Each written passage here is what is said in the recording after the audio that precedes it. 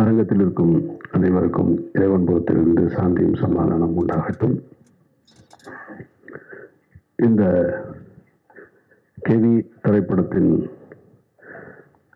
அறிமுக விழா கிட்டத்தட்ட ஒரு மணி நேரமாக நடந்துட்டு இருக்கு. மேடையில் கிட்டத்தட்ட இசை வெளியீட்டு விழாவில் என்னெல்லாம் பேசணுமோ அதையெல்லாம் இப்பொழுதே இந்த புதியவர்கள் பேசிட்டாங்க.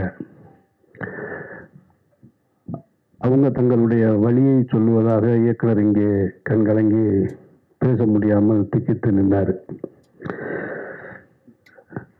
அவங்களுக்கு தெரியாது உங்க எல்லாருக்குமே கண்டென்ட் தான் வேணும்னு. மேடையில் இருக்க எல்லாரும் எனக்கு நன்றி சொன்னாங்க, இயக்குனர் சொல்லவே இல்லை. அது ஏன் சொல்லலைன்னா, நான் அவரை சுட்டி காட்டுறதுக்காக சொல்லலை. அவர் வந்து நின்று என்ன பேசுறதுன்னு தெரியாமல் இருந்தார். ஸோ அதனால் அவர் தன்னுடைய கடந்த காலத்துக்கு, அந்த திரைப்படம் எடுக்கப்பட்ட காலத்துக்கும் அந்த நிகழ்வுகள் நடைபெற்ற இடத்துக்கும் போயிட்டார். அப்புறம் முன்னாடி பேசின நிக்கில் முருகன் வந்து பேசியதை பார்க்கும் பொழுது அவர் குறிப்புகளை எல்லாம் எடுத்து பேசுறத பார்த்தா எனக்கு மறைந்த கலைஞர் அவர்கள் தான் ஞாபகத்துக்கு வர்றாங்க. அவர் ஒருத்தர் மட்டும்தான் எந்த விழாவாக இருந்தாலும், எந்த பேச்சாளர்கள் பேசிக்கிட்டு இருந்தாலும் பேசும்பொழுது ஒவ்வொரு பேச்சாளர்கள்ட்ட இருந்து ஒரு குறிப்பு எடுத்துக்கிட்டு எல்லாருக்கும் பதில் சொல்லுவார். கலைஞருக்கு பிறகு இப்பொழுது நிக்கில் தான் நினைக்கிறேன். நான் அவ்வளவு தெளிவா எப்படி இந்த வேலையை செஞ்சாப்லன்னு தெரியல. நோட்ஸ் எடுத்துக்கிட்டே இருந்திருக்காப்புல பொழுது. அது ரொம்ப சந்தோஷம். கேவி இது ஒரு நாயகனுடைய பெயர் கிடையாது, ஒரு ஊருடைய பெயர். அந்த ஊர் வந்து பெரிய குளத்துக்கும் தேனிக்கும் நடுவில் இருக்கிற ஒரு ஊர். அவங்க சொன்னது மாதிரி மேலே இந்த பக்கம் போனால் 10 கிலோமீட்டர் போனால் கொடைக்கானலுக்கு போயிடலாம், கீழே வந்தால் பெரிய குளத்துக்கு வந்துடலாம், தேனிக்கு வந்துடலாம். இந்த மாதிரி ஒரு மலை கிராமம் அது. இந்த மலை கிராமத்தை பற்றின அனுபவம் எனக்கு இருக்கு. பெரிய குளத்துக்கு இன்னொரு புறம் அகமலைன்னு ஒரு ஊர் இருக்கு. அந்த ஊரில் குண்டஞ்சை எஸ்டேட்னு ஒரு எஸ்டேட். அதுக்கு நான் போயிருக்கேன் என்னுடைய பள்ளிக்கூட காலகட்டத்தில். கிட்டத்தட்ட அது இப்படி போகும், மேலே குதிரையில் தான் போகணும். அதில் ஒரு கிட்டத்தட்ட 2 மணி நேரம் பயமாக இருக்கும். குதிரை எப்போ வேணாலும் விழுந்துருமோன்ற அச்சம் இருக்கும். குதிரையில் தான் அந்த மூடைகளை கட்டிட்டு போவாங்க. கேவியில் கூட இப்படி இருந்தது பாதை. அது ஃபுல்லாக இப்படி இருக்கும், பாறையாக இருக்கும், நடப்பாதை கூட இருக்காது. அந்த அனுபவம் எனக்கு இருக்கு. அதோட புகைப்படங்கள்லாம் நான் வச்சிருக்கேன். நான் இப்போ எப்படி இருக்குன்னு தெரில. அது மாதிரியான ஒரு மலை கிராமத்தை பற்றி இவங்க அந்த மலை கிராமத்தில் மருத்துவமனைக்கு வருவதாக இருக்கட்டும் அல்லது பள்ளிக்கூடங்களுக்கு வருவதாக இருக்கட்டும், இந்த மாதிரி சாலை வசதி இல்லை. அப்போ ஒரு பெண் கர்ப்பம் அடைஞ்சிட்டா, கர்ப்பிணியாக இருக்காங்க, அவங்க வந்து மருத்துவமனைக்கு போகணும். அந்த பிரசவ நேரத்துக்கு மருத்துவமனைக்கு போகணும்னா அந்த வழி சொல்லுவாங்க. வீட்டில் அனுபவஸ்தர்களுக்கு தெரியும். அந்த தண்ணீர் குடம் உடைஞ்சிடும் அப்படின்னு சொல்லுவாங்க. அந்த தண்ணீர் குடம் உடைஞ்சு அங்கேருந்து ஒரு 2 மணி நேரத்துக்குள்ள மருத்துவமனைக்கு போயிடணும். அதுதான் அந்த தாயையும் சேயையும் குழந்தையும் காப்பாற்ற முடியும். ஆனால் இந்த கேவி கிராமத்திலிருந்து, வெள்ளக்கேவி கிராமத்திலிருந்து மருத்துவமனைக்கு, அரசு மருத்துவமனைக்கு வருவதாக இருந்தால் 7 மணி நேரம் ஆகும். இது பகல்லையே இந்த கஷ்டம். இரவு நேரத்தில் அப்படி ஒரு வழி வந்துருச்சுன்னா என்ன செய்யறது அப்படின்னா, அது உயிரை பணைய வைக்கிற வேலை தான். அப்படி ஒரு இரவு நேரத்தில் நடந்திருக்கக்கூடிய ஒரு சம்பவத்தை தான் அவங்க படமாக்கி இருக்கிறதா சொல்றாங்க. இப்போ அந்த ஊர்லயே, இப்போ இவங்க எந்த ஊர் படமாக்குனாங்களோ அந்த ஊர்ல கடந்த வாரம் ஒரு பெண் உடல்நிலை பாதிக்கப்பட்டு தோழியில கொண்டு போகும்போது தாமதமாகி இறந்துட்டாங்க. இதுதான் இன்றைய நிலைமை. இதுல நம்ம கவனிக்க வேண்டியது என்னன்னா, இந்த மாதிரியான சாலை வசதிகள் இல்லாம நிறைய கிராமங்கள் இருக்கு, மலை கிராமங்கள் இருக்கு. இன்னும் ஆற்றை கடந்து கயிற்று பாலத்தை தொங்கிக்கிட்டு பள்ளிக்கூடத்துக்கு போகக்கூடிய மாணவ மாணவிகள் இருக்காங்க. ஆற்றை கடந்து போகக்கூடிய ஒற்றை பள்ளிக்கூடம் இருக்கு. இதெல்லாம் இருந்துகிட்டே தான் இருக்கு. அப்ப சுதந்திரம் பெற்று இவ்வளவு காலம் ஆகியும் நாம் இன்னும் இது போன்ற விஷயங்கள்ல வந்து நம்ம மேன்மை அடையலை அப்படின்றது ஒரு வருத்தத்துக்குரிய செய்தி தான். அதை யாரும் மறுக்க முடியாது. அப்ப இங்கே நம்ம கவனிக்க வேண்டியது என்னவாக இருக்குன்னா, ஃபார்முலா ரேஸ் கார் பந்தயம் நடத்துகிற அளவுக்கு நம்ம நாடு முன்னேறி இருக்கு. அப்போ அந்த அளவுக்கு முன்னேறி இருக்கிற நாம இந்த மாதிரியான மருத்துவமனைகளுக்கு கொண்டு போவதற்கான சாலை வசதிகளை முன்னேற்ற வேண்டியது அவசியமானது. அதையும் கவனிங்க. வெறுமனே நம்ம அதுவும் தேவைதான். ஆனால் இந்த அடிப்படை தேவையும் ரொம்ப முக்கியம்ன்றது தான் நம்ம பார்க்கணும்.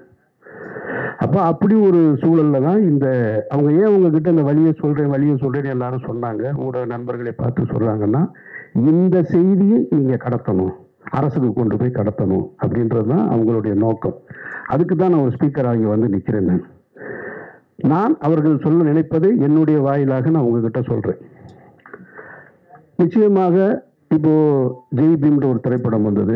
அந்த திரைப்படத்தை பார்த்ததற்கு பின்னால் தமிழக அரசு உடனடியாக தலையிட்டு இருளர்களுக்கான அவருடைய வாழ்க்கையை மேம்பட செய்வதற்கான பட்டா வழங்குவது இதெல்லாம் நடந்தது. அது மாதிரியாக கெவி திரைப்படமும் ஒரு சூழலை ஏற்படுத்தும், அவர்கள் வாழ்க்கையில் மாற்றத்தை ஏற்படுத்தும்னா அப்படி ஒரு சூழல் நடக்கணும்னு நானும் வேண்டிக்கிறேன். உங்களுக்கு அந்த நன்றியை செலுத்துறேன். அப்போ தமிழக அரசின் கவனத்துக்கு இந்த கெவி திரைப்படத்தையும் கொண்டு போக வேண்டியது அவசியமாக இருக்கின்றதுதான் மறுக்க முடியாத உண்மை. இதுல இன்னொரு சிக்கல் இருக்கு. அதை படக்குழுவினர் யாரும் தப்பா நினைச்சுக்க கூடாது. அதாவது ஒரு திரைப்படம் என்பது அது ஒரு மெயின் ஸ்ட்ரீம் மீடியா. திரையரங்குக்கு லைட் அமர்த்திட்டு எதுக்கு இவ்வளவு ஸ்பீக்கர்ஸ் வச்சிருக்காங்க அப்படின்னு சொன்னா அவங்க ஒன்றை உணர்வதற்காகத்தான். முன்ன மாதிரி இல்லை. இப்பெல்லாம் 5.1 7.1 டால்பி ஸ்டீரியோ எல்லாம் வந்ததுக்கு பின்னாடியே அந்த திரைப்படம் இந்த தாக்கத்தை தனக்கு ஏற்படுத்தணும் அப்படின்றது. இப்போ நீங்க படப்பிடிப்பு தளத்தில் நான் கஷ்டப்பட்டேன், அங்கே ரொம்ப சிரமம் இருந்தது, நாங்கள் வேதனைகளை அனுபவிச்சோம், கண்ணீரை அனுபவிச்சோம் அப்படின்னு சொல்லுவதால் மட்டும் அது கடந்துராது ஆடியன்ஸ்க்கு. அந்த திரைப்படம் அதை கடத்துதா, அது அந்த வேலையை செய்தான்றதா ரொம்ப முக்கியமானது. ஏன்னா அதில் நீங்க ரொம்ப கவனமா இருக்கணும். நீங்க ஒரு இண்டிபெண்டன்ட் ஃபிலிம் மேக்கர்ன்றீங்க, அப்புறம் எல்லாருமே நாங்கள் எல்லாருமே புதியவர்களாக இருந்தோம்னு சொல்றீங்க. கேட்கறதுக்கு நல்லா இருக்கு, படம் பார்க்கறதுக்கு நல்லா இருக்கணும். அது ரொம்ப முக்கியம். ஏன்னா இந்த நாட்டில் வாச்சாத்தின்னு ஒரு நிகழ்வு உங்களுக்கு எல்லாருக்குமே தெரியும். 18 பெண்கள் பாலியல் வன்முணர்வு செய்யப்பட்ட ஒரு கொடுமை. அதுக்கு 30 ஆண்டு கால போராட்டத்துக்கு பின்னாடி இப்பதான் தீர்ப்பு வந்தது, உங்க எல்லாருக்கும் தெரியும் பத்திரிகையாளர்களுக்கு. ஆனால் வாச்சாத்தியை மையப்படுத்தி ஒரு திரைப்படம் வந்தது, பார்க்க முடியாது, ரொம்ப நேரமா நம்ம போர் அடிக்கும். அந்த வழி நமக்கு உணரவே முடியாது. அப்போ மேக்கிங்ல ஃபிலிம் மேக்கிங்ல கொஞ்சம் அமெச்சூரா இருக்கும். அப்ப அது போன்று இருந்து விடக்கூடாதுன்றதுல ரொம்ப கவனமா இருக்கணும் நீங்க. இதை ஏன் நான் உங்ககிட்ட இந்த இடத்துல சொல்றேன்னா, திரையரங்குக்கு வந்ததுக்கு அப்புறம் நீங்க அதை பத்தி பேசி பிரயோஜனமே கிடையாது. உங்களுடைய திரைப்படத்தினுடைய ஒரு காட்சியை, ஒரு முன்னோட்டத்தை எனக்கு அனுப்பிச்சிருந்தீங்க. அதில் பார்த்து 2 தேவையில்லாத 2 ஷார்ட்ஸ் இருக்கு என்னுடைய பார்வையில். அது ஒரு ஹீரோவை முன்னிலைப்படுத்துவது போல. அது இந்த இடத்துக்கு கொண்டு சேர்க்காது. இவங்க அந்த மாதிரி நிறைய பார்த்துட்டாங்க. இவங்களுக்கு எல்லாம் தெரியும் யார் யாருக்கு என்ன ஷார்ட் வைப்பாங்கன்னு முன்னாடியே சொல்லிடுவாங்க, படம் பார்க்கறதுக்கு முன்னாடியே.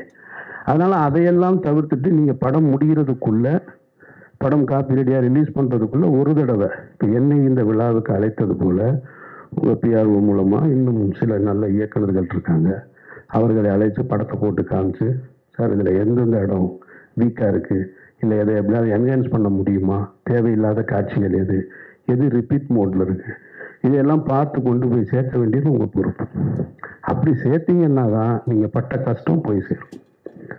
அதை நீங்கள் புரிஞ்சுக்கங்க, அதை தவறாக எடுத்துக்க வேணான்றது தான் என்னுடைய கருத்து. ஏன் அப்படி சொல்கிறேன்னா, சினிமா மெயின் ஸ்ட்ரீம் மீடியா தான் ரொம்ப முக்கியமானது. நீங்கள் எந்த வழியை சொல்வதாக இருந்தாலும், சமீபத்திய உதாரணங்களை நீங்கள் இப்போ சொல்லிக்கிட்டு இருந்தீங்க, வாழை சொன்னீங்க.